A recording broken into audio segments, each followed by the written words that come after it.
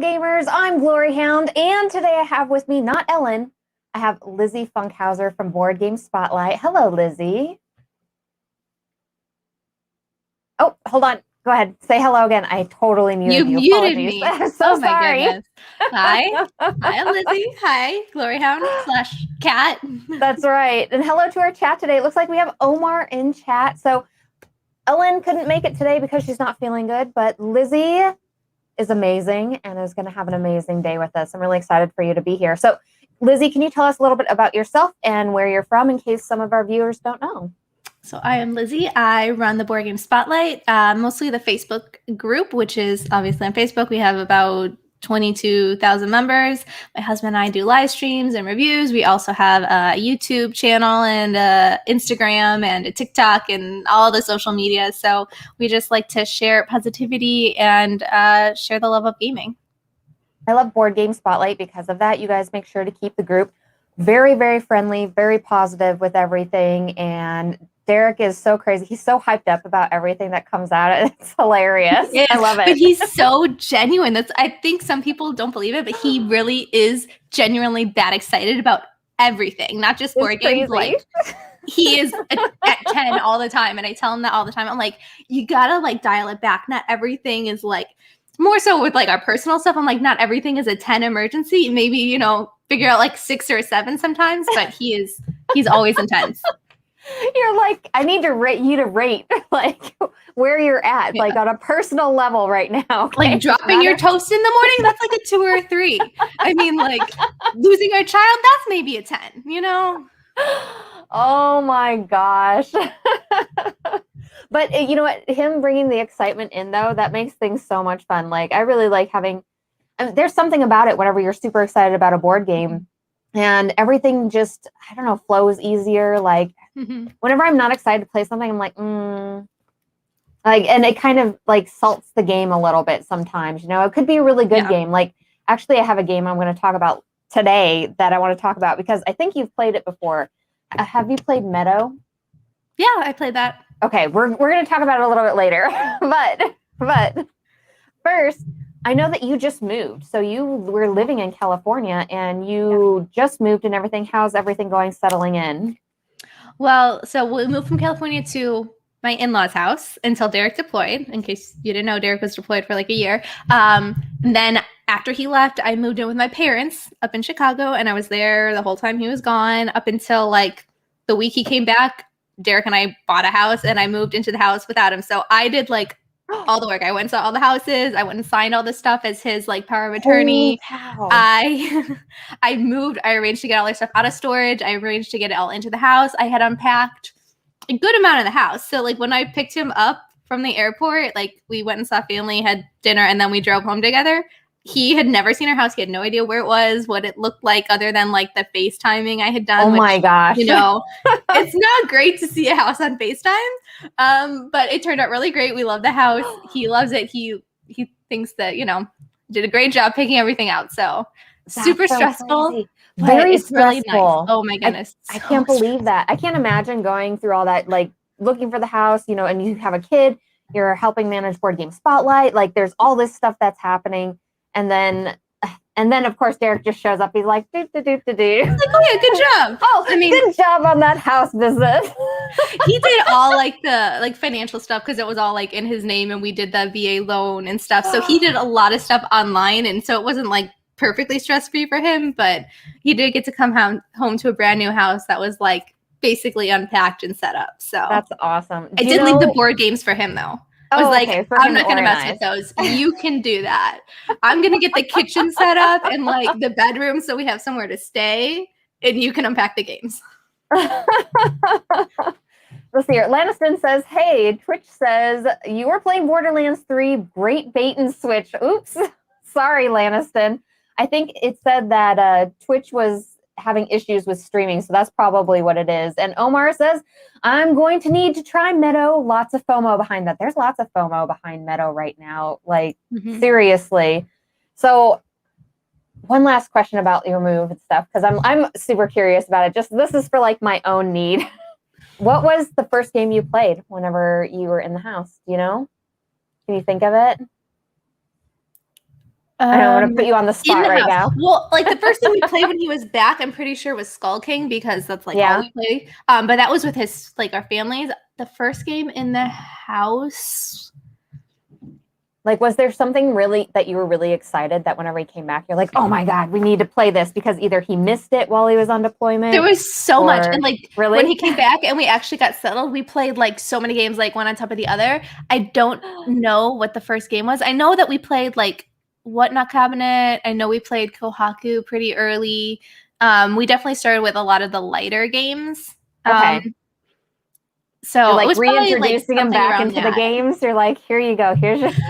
Well, I mean, me too. Because like he played with the guys overseas. I really didn't have a lot of people to play with. Like my family is much more lighter gaming. So like I played Skull King and Second Chance and stuff with my family. I taught them gnoming around.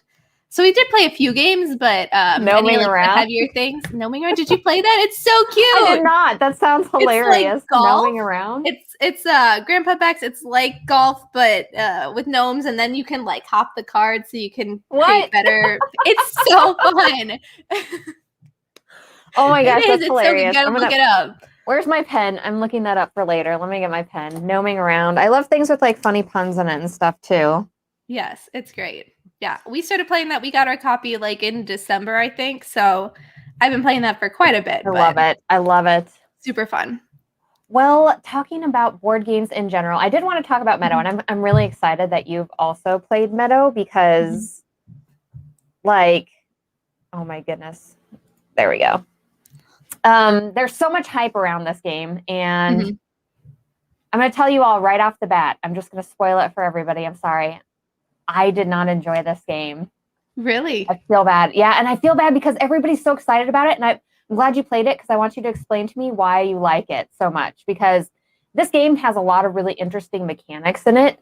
In the game here, what you're doing is you have this meadow full of cards, and it's like a set collection game. As you're trying to go down, you're trying to get certain cards out of the meadow, and you place them down in your little tableau, and then you're going to total up your points at the end of the game based off of what you place. But the really cool part about it is the tokens that you're using to take the cards off of there. Like, they have numbers on them, and you can only pick from certain rows and columns whenever you use those tokens.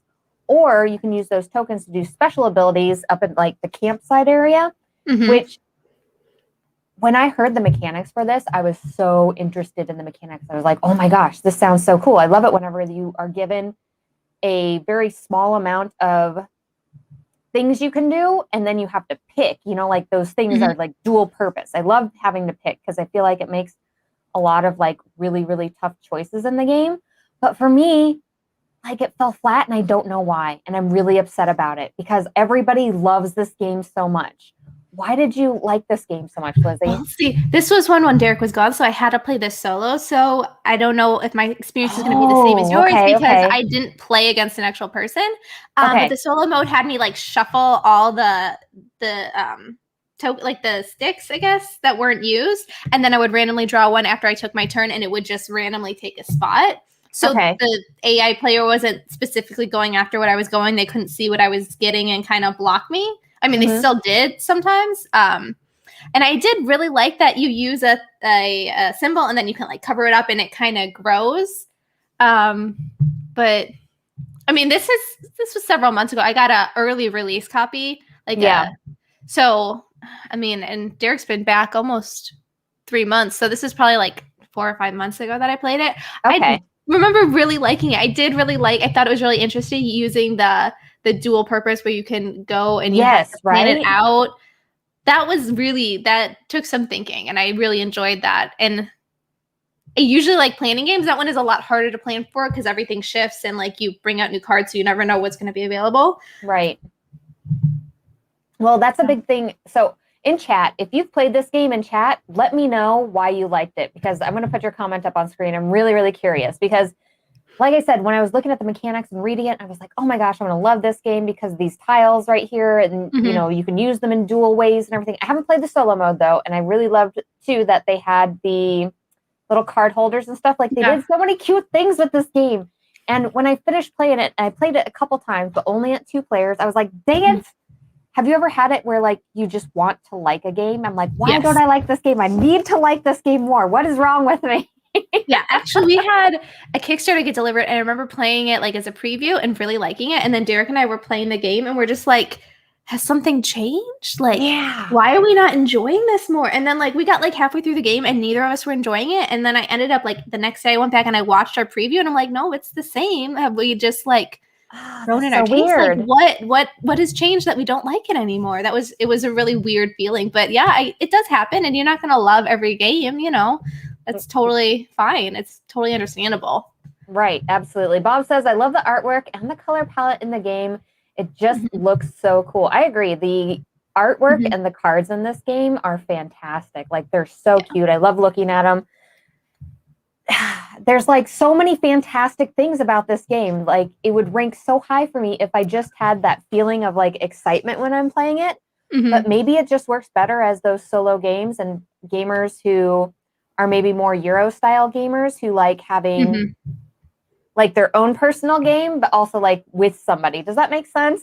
Like the so what is it called? Like first person solitaire or something where like you're each like playing your own. There's not a lot of player interaction. That is something I really enjoy because I hate when people mess with my stuff, and I'm like, leave me alone. I'm playing a game. So maybe that's why I enjoyed it so much as solo, because I was just like, yep, doing my own thing. Everything's fine. I love that too. Like, if people mess with my stuff, I get so angry about it. I'm like, oh, you better not choose that card. I'm like, don't even look over here at what I'm doing. I know. I'm like staring Derek down. I'm like, don't do like put it down. Not gonna happen. Bob says multiplayer solitaire. That's what I was thinking. Yes, exactly. And like, I love those type of games, but I don't know what it was. I was just not excited while playing it. And I think I want to play it at a different player count is what it is. Like, I need to probably play it at like the higher player count and at like a solo player count and stuff, and see what the range is. Cause I feel like I'm just missing something, because there's so many things in this game that I know I love and I love about the game, but like in the process of playing it, I was not as excited, and I was really disappointed. I was so disappointed with myself. Like, I can't even explain how disappointed I was. Yeah. Well, I think I'm going to go back and replay that one because Derek hasn't played it yet. We still have our copy, and he's like, oh, I've been thinking about it. Like, you've played it, right? Let's play it together. So I'll play it again and see how I feel playing it two-player. I mean, some games just don't work great at two-player because that's mostly what Derek and I play. And some games are great at like 3 and 4. They have a really great solo. And two-player, it's just, sometimes it's hard to get the rules right to really make it flow. Right? It's really weird having that consistency. So like, a lot of games play better at 3 and 4 players. And then like for 2-player games, I feel like the best 2-player games are just 2-player games because they can balance them specifically for that 2-player count. And they just end up working out so well that way. So I want to say, my favorite games that I do play at 2 players are just 2-player games because, man, I mean, you're a board game designer. Like, you know, there's lots of math that goes into that, trying to balance out how everything's going to function at different player counts, right? Yeah, it can be really difficult. But I mean, a lot of people really want the flexibility of having a wide spread of player counts so they can play it when it's just them and their significant other, or they're just their friend that they game with, and they want to be able to take it out when they are able to game with large groups too. And it's really hard to balance a game where it's fun and it works on every level. Absolutely. And Aaron says, some games like Blood Rage only play well at maximum player count. And I completely agree with that. Like, because if you get into Blood Rage in a 2-player count, like, you literally have a Blood Rage going on because it's just that back and forth and picking at each other, and you don't have that balancing other people at the table. And then it just feels like you're fighting with the person that you're playing with. That makes a big difference. So, Lizzy, what did you end up playing this week? So we played Terraforming Mars, the Aries Expedition.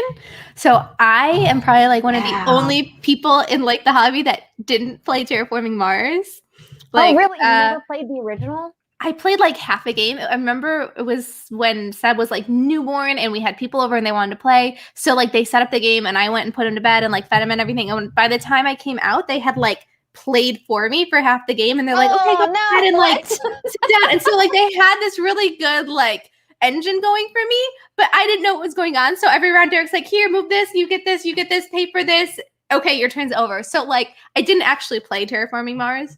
So it was really nice to play the Aries Expedition, and I really appreciated that it was like the full game really pared down, and they have like the 5 rounds that normally in the main game you would do them every round. This round you have cards, so you pick what 2 or 3 or how many the player count you're going to do, and sometimes you can pick the same thing, so you only have one round to do stuff.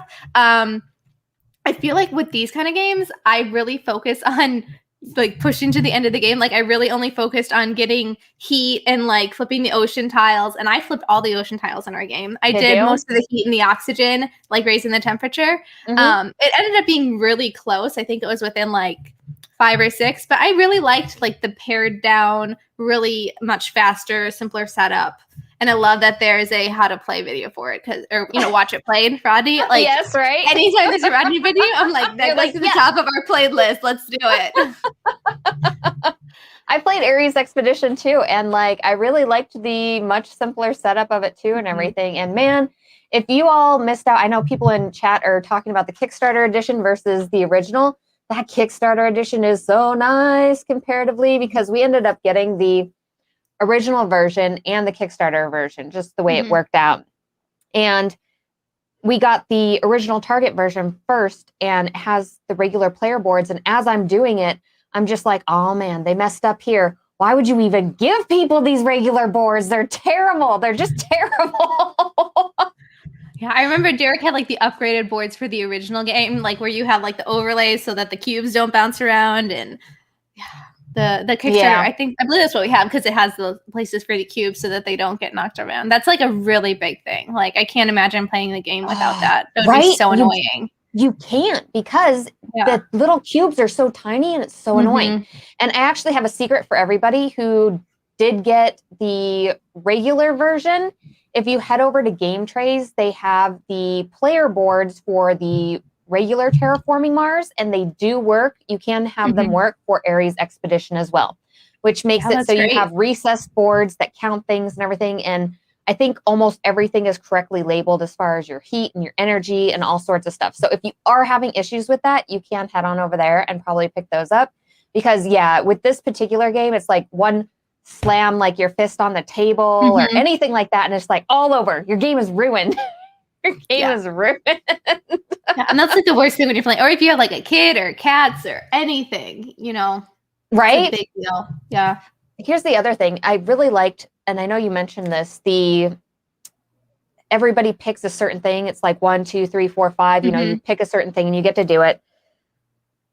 Do you think, how many players have you played this at? Just Derek and 2? Okay. Yeah. I haven't played it a whole lot with a bunch of experienced players, but I was curious if the game would actually go faster if you have more players with this, because you're able to go through more actions possibly, as opposed to like a 2-player game where, and this is a good question for chat too.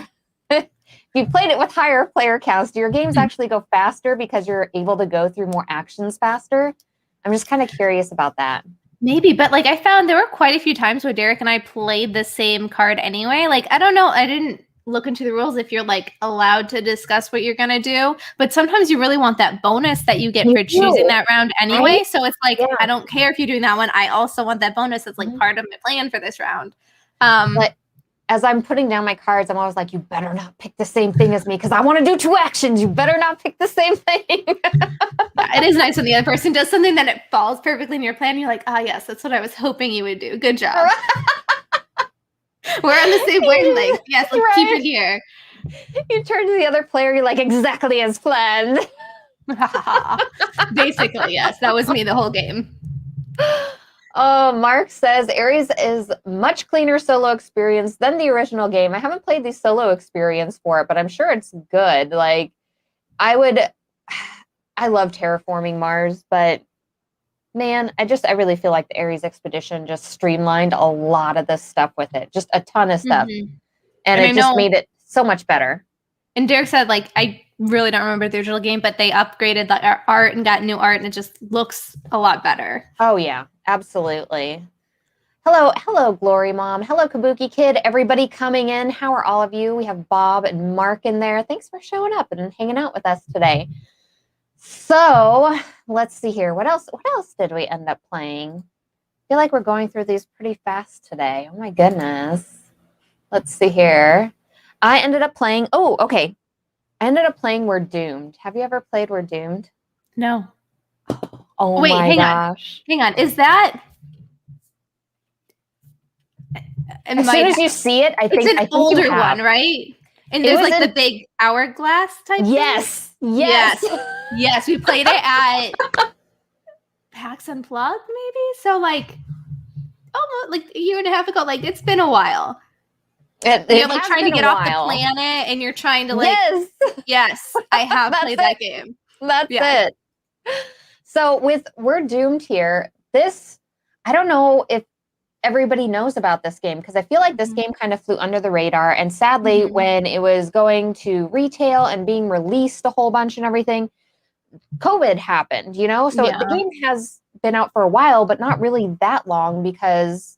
And it's a high player count. You got to have a big group to play it. Exactly. This is like a 4 to 10 player count game. It's one of my favorite games to play in large numbers because it's just chaotic and ridiculous, and I love it so much. And I'll tell you about the game here in just a second. But with this game here, like you can have like, it's so meta. This game is so meta, everyone. I can't even express to you how meta this game is. Basically, what you are a bunch of different like countries, and you're trying to get off the planet.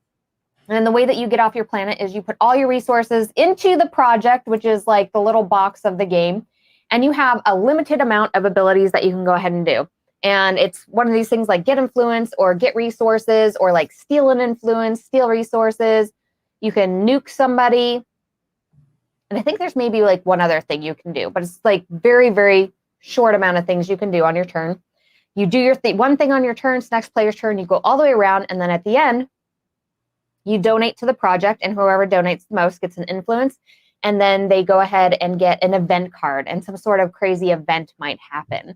And as you're playing this game, this is like so much fun to introduce to everybody. And I want to know in the chat if anybody's played it before, because just watching like what happens as players start, because you have to have enough resources to get everybody to go. Like I think we were playing an 8-player count, and you have to get like 80 resources or something like that to go. Yeah, it's a lot. Seemingly, it seems like a lot. But whoever has the most influence gets to go first. So if you're counting off at the end of the game and you don't have 80 resources, not everybody gets to go. And then you go ahead and have to say, okay, who has the most influence? Who has the next most influence? And then those people progressively are the winners. And it's interesting seeing the player interactions that happen during this game as everybody tries to like balance each other. And then all of a sudden, like somebody tries nuking another person, or an event happens and like everybody's resources get mixed up. Or you have to make a decision about taking resources out, maybe for your own benefit or something. It's so stinking interesting, like so interesting playing this game. And I don't know if you know this about the game, Lizzy. And you only have 15 minutes to do this in. It's 15 minutes. Yeah, that's with the timer. It's you flip it, and then when the timer reaches it, that's like the most interesting part to me because you can see the time, and you're like, go faster, go faster, go faster. You're like, everybody take their turns right now. I had one of those events or whatever where I had to count to 100 before I could take my next turn. So after I finished my turn, I immediately was like counting to 100, and everyone's like, okay, she did it. She can take a turn. And I'm like, It was like stressful. It does get stressful towards the end. You're like, oh my gosh, everybody hurry up. We need to donate to the project. Let's do this. And Man vs. Meeple says this player interaction is heaven. Such an exciting experience. It is. And I don't know if all of you know this, but this is actually a social experiment. Everything in this game is meant to be like have ambiguous cards where you start arguing about how the structure of the card goes and what you're supposed to be doing. Like when you are taking your resources, you have to pass around the resource bags and reach in and get them. Like you can't just like throw resources everywhere.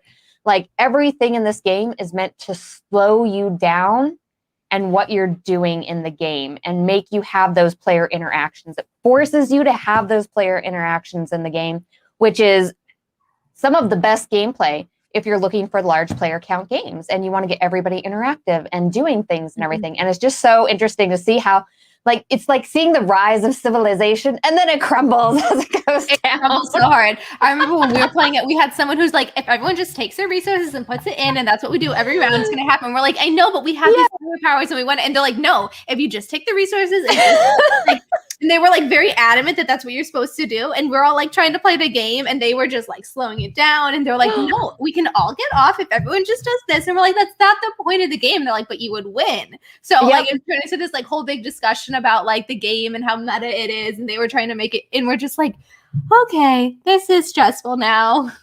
The worst part too is going back and realizing that, because we would go back and see how many resources people had left at the end. And we're like, if everybody would have donated the resources, one more person could have gone. One more person could have gone. That's how it always is. Everyone's selfish. I know, right? It is the most crazy and just ridiculous experience, but it's so much fun just to watch it all unfold. And it's fun to play with younger kids and just watching how they react to it, and they react to all these social things that are happening. And maybe people who haven't played games before, this is very, very easy to get them into, because like the amount of things that you have to do in the game, or, you know, what you're doing is very, very simple to understand. It's mostly just talking with people and going around and seeing what you're going to contribute. And it was so much. I was so happy to bring this back to my game table and have enough players around to be able to play this game. We went to a family event, and this was the number one game that I had picked up. And I was like, I want to play this game so bad. I've been waiting 2 years for this. Mark says this does not sound like my jam. It is one of those games that's like very decisive. Either you're like really going to have a fun time with it, or you're going to be like, this is miserable. Stop yelling at me. Yeah, especially I think some people may get frustrated over the cards, because the cards will tell you to do something. But like we had one where it's like, have a player, before you take your turn, this particular player has to count from 1 to 60. Well, you could take that in so many different ways. Are you counting by 2s? Are you counting by 10s? Are you counting? You can stretch the rules whatever way you want, but there might be somebody there that might be like, no, we need to go ahead and do it 1 through 60. 1, 2, 3, 4. And then you have another player going, but it doesn't say we don't have to, but that's the way the cards. 1 through 60. Right, exactly. That's the way the cards are made. So like, it's up.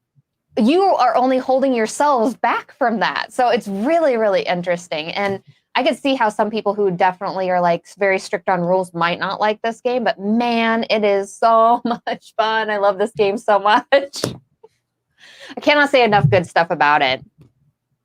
So Lizzy, what did you end up playing? What else did you end up playing?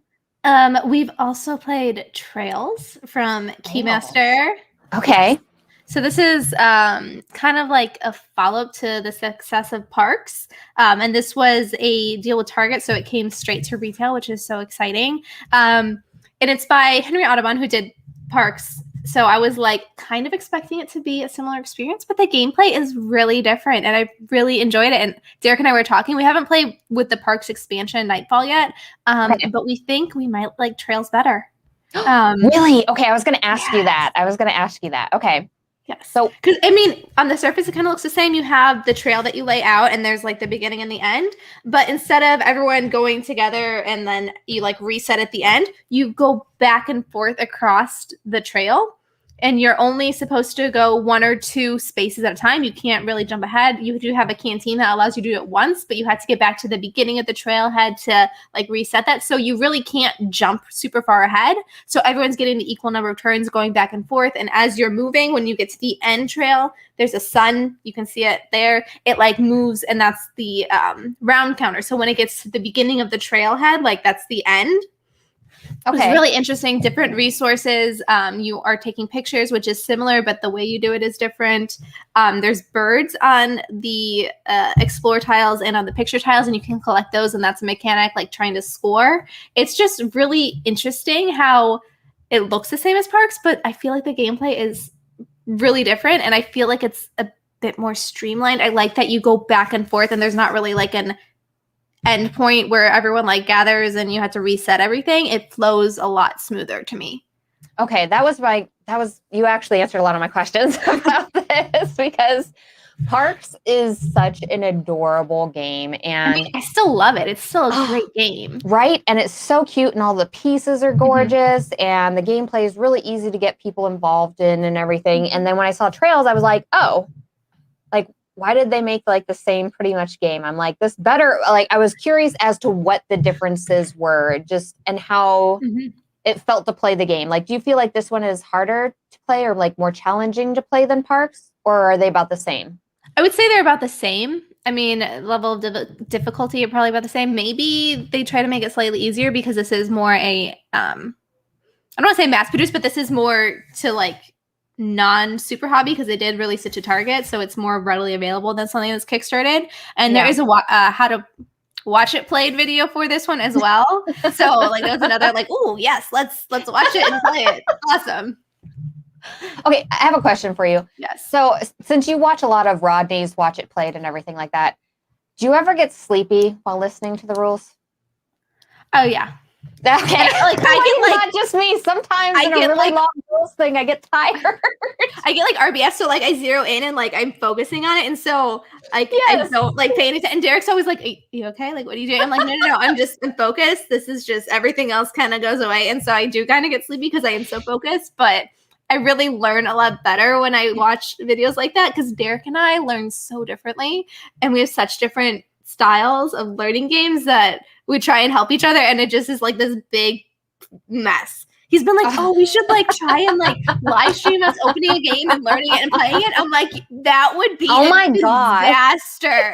We would end up having like a huge fight on stream and it would be horrible. And he's like, yeah, you're probably right.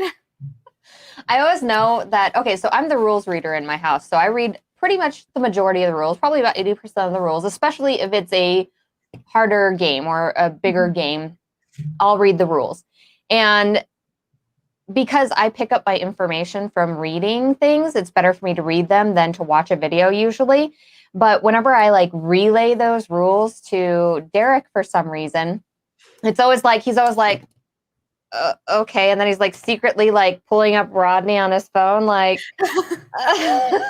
I'm Derek in this situation, and like I totally like feel for him because like, and I had a question when we were playing like the Aries Expedition, and like I asked Derek like one simple thing, and he launches into this like 5-minute thing, and I like totally glazed over, and I was just like, I don't even know if you answered my question because you just like threw so much at me. I just want to know, do I do this? And he's like, oh yeah. The one question like, you had, you're like, I just needed like confirmation. I didn't need you to explain everything from the beginning again.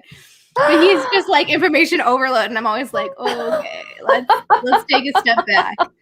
Well, and I think it's really interesting. So whenever I'm demoing games, I always try to include a bunch of different stuff for people because people do really learn differently. You know, some people learn by reading, some people learn by actually being shown, some people learn by them doing the action.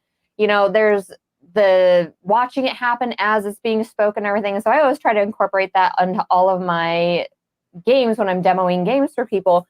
But yeah, that's like, I'm thankful that people are out there that go through the rules and everything online for other people because, man, it would be, I mean, people wouldn't be able to play as many games if we didn't have those people around doing that stuff. So I always appreciate those people very much, even though I might fall asleep while listening to, I don't know what it is. It just is so soothing, and it's so soothing watching someone else teach you something.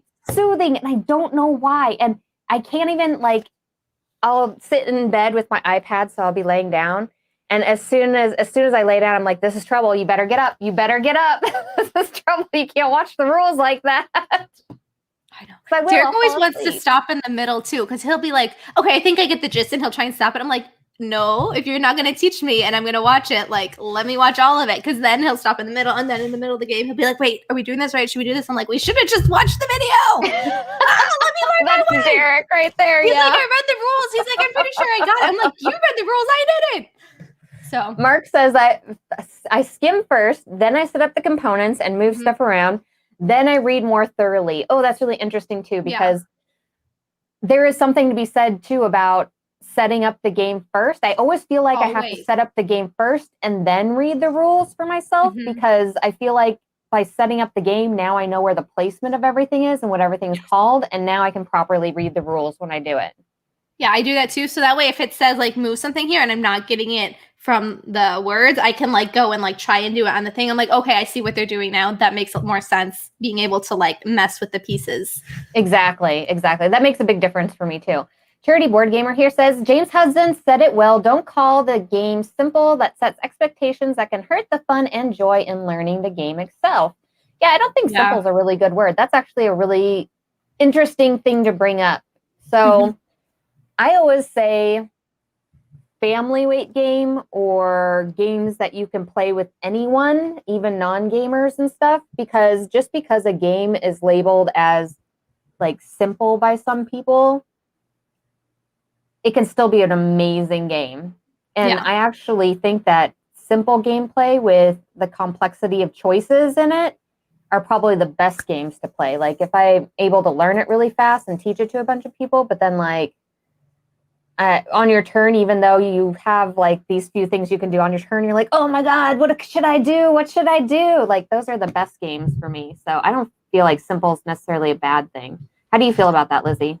I mean, I think that's something that like I have probably done too much in the past. Like, people like, oh, it's really simple, and then like spitfiring a bunch of rules at them, and like if they're not familiar with gaming, maybe it's discouraging to hear like it's really simple and them not understand it. So I think I could definitely be better about the words I use to describe a game. But yeah, I mean, I feel like there are a lot of simple games that are a lot easier to teach and that are the best to, you know, introduce new gamers. But I probably should watch my language when explaining it to people so they don't feel, if they don't catch on right away, that they're, you know, struggling or that it's, you know, their fault that they don't get it. Because, you know, everyone has different games that they like to play, and the things that I enjoy are not at all like the things that my family enjoys. They're not what Derek likes. So you need to take into account people's play styles, what they are used to playing, and, you know, try and make it accessible for everyone.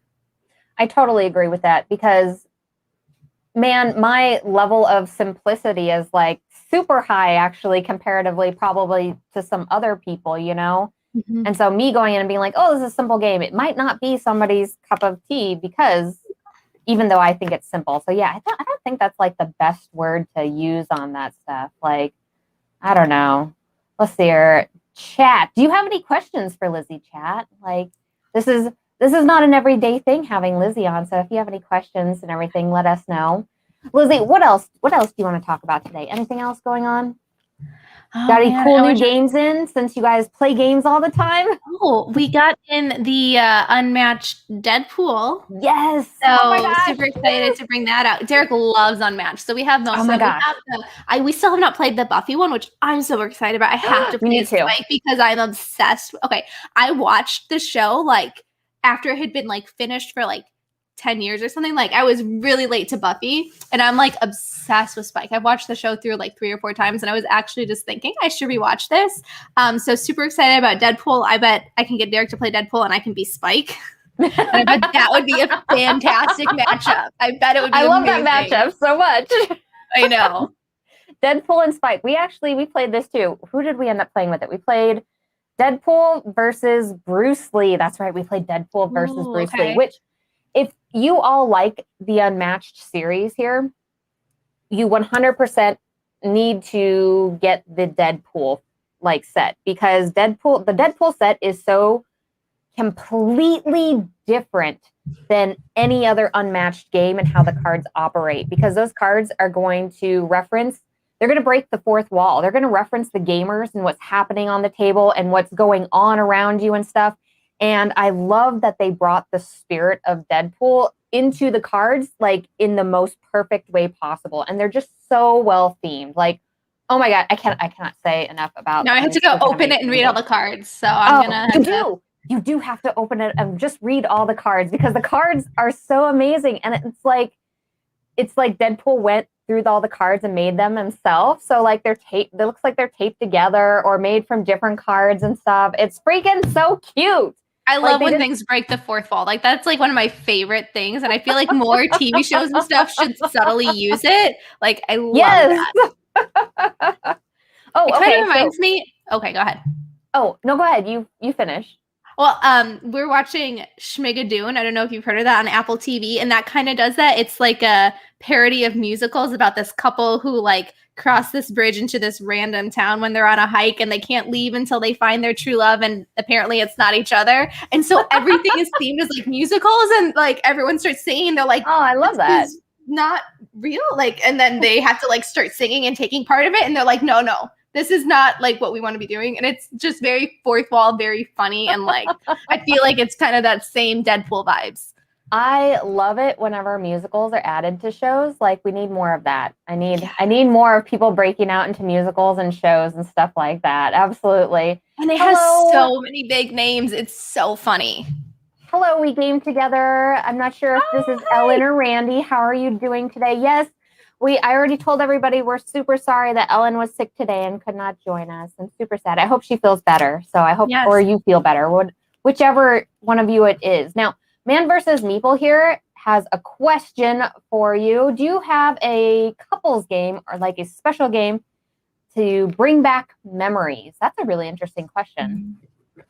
It would probably, for me, be Seven Wonders, which was like the game that got us into the hobby. But it wouldn't be like a couples game. It would be like our first gaming group when we were living at Fort Irwin, because we had this group of people that we would meet with, and we would do it every time that they had a break from training. And I know this is like taboo, but we would write in the top of the game board, like in the box, who won. So we have like the date and their name and sometimes the score if it was like really crazy. And you can see how we went from like 40s and maybe 50s to like 90s, and like as we like learned how to really use the science as we all had our group. And so that is like just really special. And like we've talked about it, even though we really don't play it a lot, and even though like we've kind of moved onto like bigger and better games and stuff, like that's something that I would never get rid of because it has like so many special memories. And there's this group of people that I'm like, oh, I miss you guys. And so I'm very nostalgic for that game. We had all the expansions. We could play the game in like 20 minutes. Like we all knew what we were doing.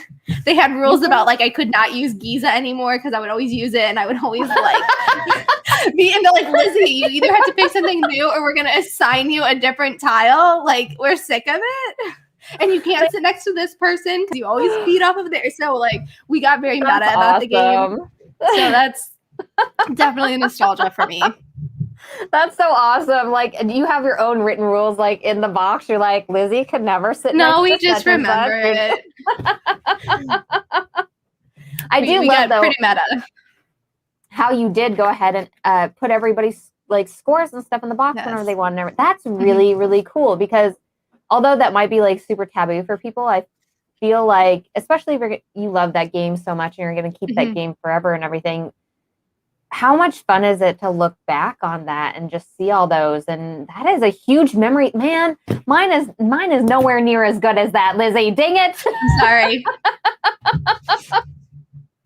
Well, now you can use it yourself too. Right? You can build your own memories. Oh, geez. That would be amazing, especially for like the kid. It would be amazing seeing the kid and how their gaming changes and everything, especially because we introduced games to the kiddo so early, which I know you're doing as well. Like, you know, you're introducing Seb to games super early, but it would be interesting. Yeah, it would be interesting seeing their progression and like how they play this game back then. And then, you know, 5 years from now, how they've mastered it along the way and stuff like that. That would be so much fun. I'm going to think about doing that in boxes and stuff because, man, yeah, that would be so much fun. Because you do, and especially for me, I forget that stuff like all the time. Like, We do that for Skull King too, because that's something my family loves. Yes. So we do that. We also have like a wall of shame. So if you ended in the negatives, you go in there. And then we also have like the over 500, which has only happened like 2 or 3 times. So like that's something like we get really competitive in my family where we're like, oh my gosh, I'm so close. If I get so many in the next round, I can make it. And so like you might accidentally throw a game because you're trying so hard to get 500 points instead of just winning. So it kind of like it adds this extra element. Like I want to get on the box. I got to do it. Oh, I love that so much. Dang it. Okay, yeah, we're going to have to implement that in there. I think for us, the games that bring back the most memories, I think it's going to have to be probably Arcadia Quest, because we've spent so much time playing Arcadia Quest and we've been through so many different scenarios in that game. And again, we kind of pieced together like our own rules for it. Like we can't use these Mhm. cards. You can't go ahead and, you know, we don't do the guild fight stuff. So we never do the guild fight. It's more about us teaming up on the bad guys and stuff. And you actually start creating your own gaming experience when you do that. So like our games were very, very special. And we would always have certain characters that we would love to go to and everything. Like those were just particular things that we would do, you know, like, Mhm.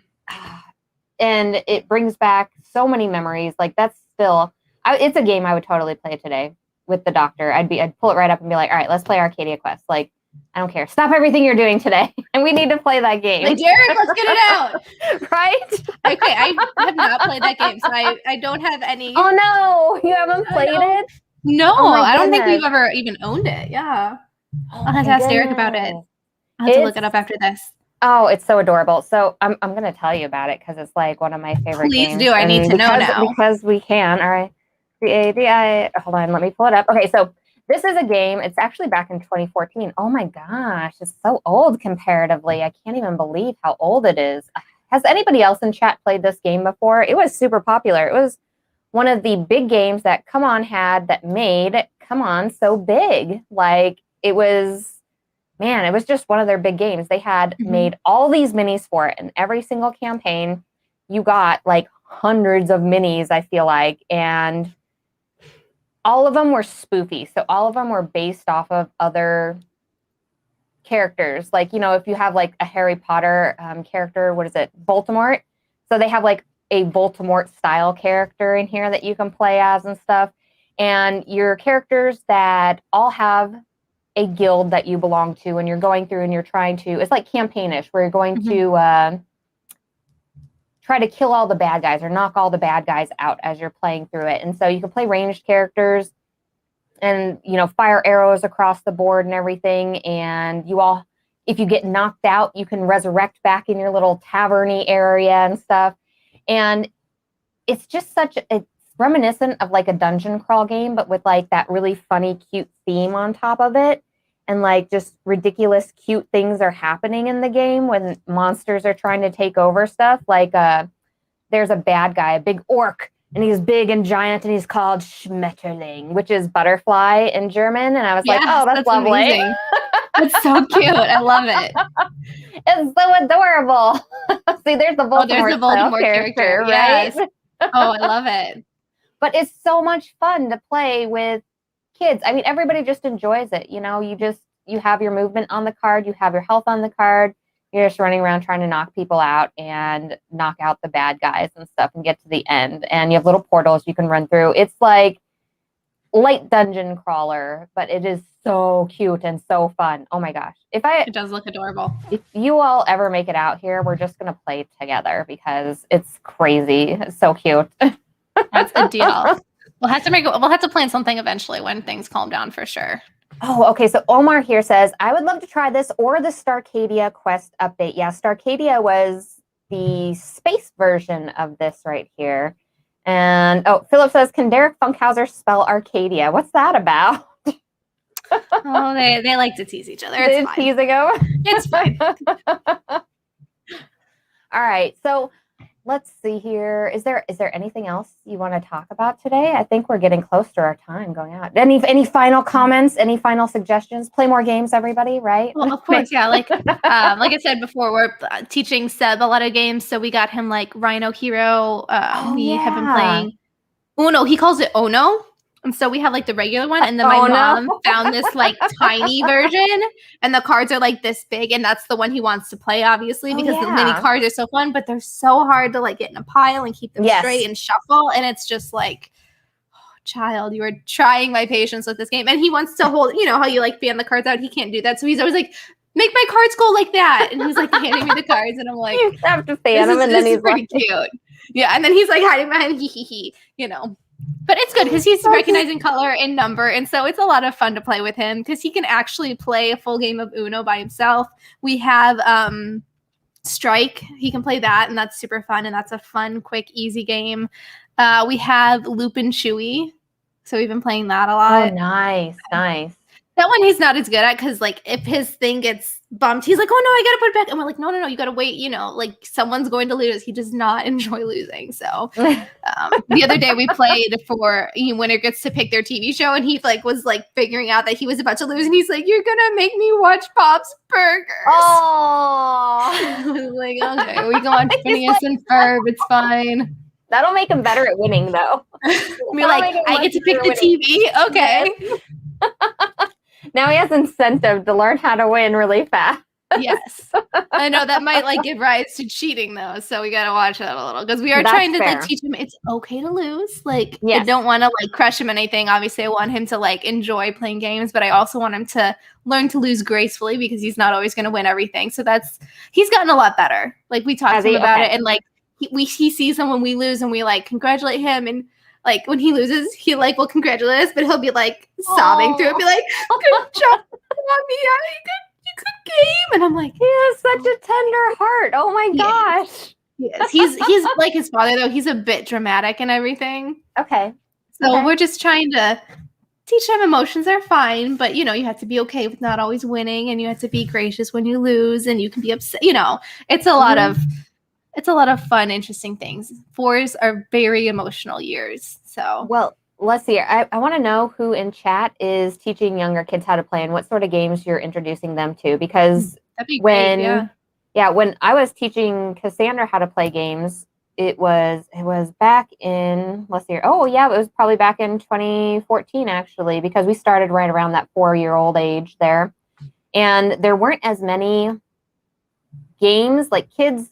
Board gaming, kids games, if that makes sense, So it was a matter of like trying to pick the right type of game that I thought they were going to understand, that it was just tougher. You didn't have things like Haba games that were like producing these wonderful kids games and stuff that you could just toss at your kid and be like, "Ta-da, we're going to play this game."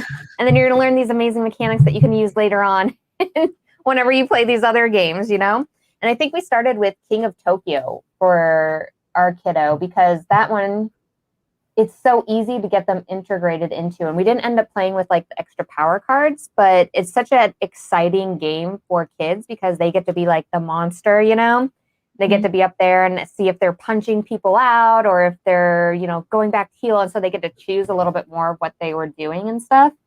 And it was so much fun introducing the kiddo to all these amazing games. I think we did Rampage, and that was one of their favorite games for the longest time. Have you ever played Rampage before, Lizzy? I have not. No, I haven't played Kings of Tokyo either.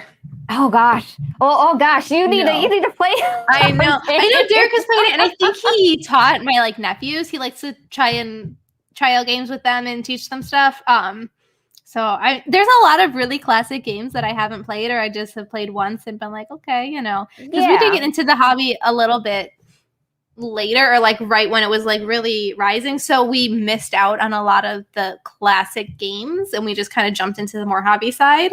Oh yeah. No, then you need to go back and at least try them to kind of like see what all the buzz and fuss is about. Then. For sure. But there's so many games, and it's like as soon as I feel like I've played a bunch of really, like classic ones, and everyone's like, "Well, you haven't played this one." It's like, oh man, this is a never-ending cycle.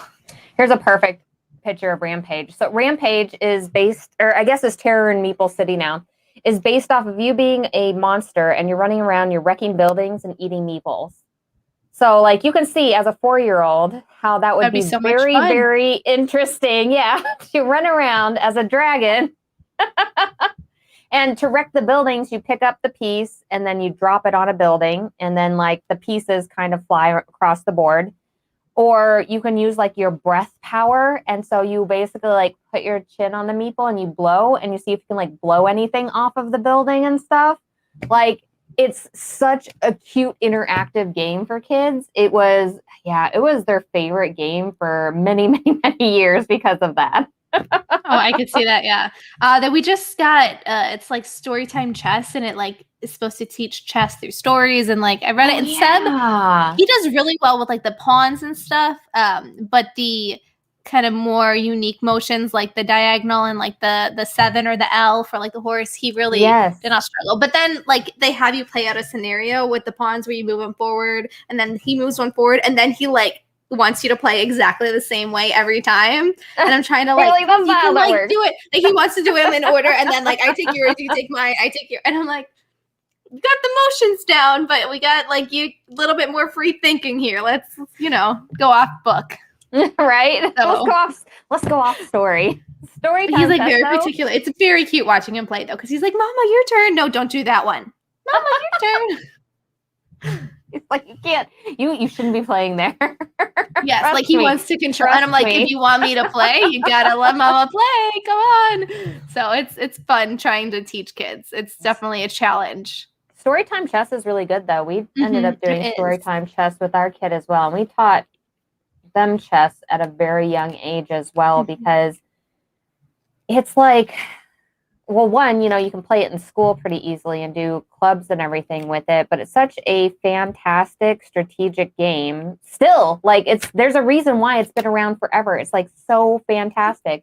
And doing exactly what you're doing is just starting with those pawns and doing those and like slowly learning the pieces. And it takes a little while, but man, if you invest the time into slowly teaching your kid how to play a complex game like that, I think by the age of like 5 or 6, like in that 5.5, 6 range, they were playing games, where they were playing full games of chess. They were playing Blood Bowl. Like they really, especially going from chess, they were able to very easily play very strategic territory style games. And it was so much fun. Yeah. And just being able to have that built-in third player, I mean, then all your requisites are filled. So yeah, definitely looking forward to that. So, I mean, he can set up the whole game board by himself. We'll be like, you want to play? And he's like, yes, yes, yes. And so we'll be like, okay, let's set up the game. So he can get it all set up, all the pieces in the correct spot, which I think is like really fantastic. It's crazy, that's already right? learning so much, knowing which piece is which and where it goes on the board. So he's doing remarkably well, because he's only really been playing games for, I don't know, maybe 6 months, maybe not even. You don't realize how much kids pick up until you start teaching them things like that. And they're like, holy crap, kids are smart, like real smart. Like he does stuff all the time. I mean, like even outside of games, like the things that he picks up on, the things he asks about, I love watching his little mind work, and I love answering all his questions. I try and do it like the best, most in-depth questions I can and explain things along the way, instead of just giving, easy answers or like, oh, we'll talk about later. Like I try and answer all the questions, even if I know he doesn't understand. I know that he might remember it and that it'll lead to more questions later. So I actually enjoy the questions, as long as they're new ones. If he's asking the same thing, it can get kind of annoying, but like I love hearing the new things that he comes up with. And teaching them games at such a young age does teach them so much stuff, that people don't even realize. It's a dexterity if you're picking up stuff and everything, colors, numbers, math, sportsmanship, leadership. Having a kid lead your pandemic experience is the most interesting gameplay you'll ever have. I just, trust me, like if you go to them for all the really big decisions and stuff like that, your game is going to be very, very interesting. So but this is a great way to let them take charge, because he's always like, I want to be in charge. I want to be in charge. I'm like, well, you can't be in charge when I'm driving. Sorry. Yes. But be in charge of this game. Tell us whose turn it is. Tell us who needs to take what. And that's a great way to give them that confidence boost when, Absolutely. And a lot of people don't realize that. They learn so much through board games. And I'm always promote just board games at a really young age because of that. And it just makes them so much smarter and so much versatile, everyone. So David says, so many great hobby games for kids these days. The quality games has made such a difference in their love for the hobby between my youngest, who is 8 and raised on hobby games, and my oldest, who's 14, who played mostly mass market games when he was little. Absolutely. The hardest thing that I found is that my kid is in the 11-year-old range. And then when they go to other people's houses to play games, they're like, I don't want to play these games. Like I'm not here to play Candyland. They're like, I'm way, way past Candyland, Mom. I'm like, well, this is what other people play and learn. Bring one of your games and share it with them. And then maybe you'll get more people that want to play these type of games with you. So like, that's probably the roughest part on the 11-year-old right now. Cause that's a completely different experience, having kids who are raised on those mass market games come in and then they expect just a different experience, out of a game. So Definitely, yeah. That would be really difficult. Right? Well, thank you for joining me today. I really appreciate you hanging out with me. Like, Thank you so much for inviting me. I had a great time. Sorry that Ellen is sick. I hope you're I feeling better. know. But yes, it was so much fun to chat. Overall, though, I mean, geez, I've missed you. Like, I can't wait until we get together at conventions and stuff. Like, gosh. No, I'm like, I I just know. want to play games with all my friends. Okay. For real. It's been depressing. But And we're working towards it, right? exactly. We're getting there. We're getting there. So I'm crossing my fingers. Everything's going to be really, really great and fantastic in the next year for board games and stuff. Other than that, make sure. Oh, you know what? I'm totally forgot. Where can we find you at, Lizzy? Let everybody know where they can find you at if they want to hear more. You can find me at the Board Game Spotlight on Facebook or BG Spotlight on YouTube, Instagram, Twitter, Twitch, Snapchat, or not Snapchat, TikTok. I think it's BG Spotlight. So, I mean, it's either Board Game Spotlight or BG Spotlight. Search it on anything and you should find us. And if all of you here want more Ellen and GloryHoundd content, make sure to head on over to We Game Together's channel and subscribe to them, because we will be either streaming on their channel or our channel for our next game chat. And thank you for everybody showing up today and hanging out with us. We really appreciate all of you being in chat and making some comments and letting us know what you think about these games. And other than that, we will see all of you later in the week. Bye. Bye.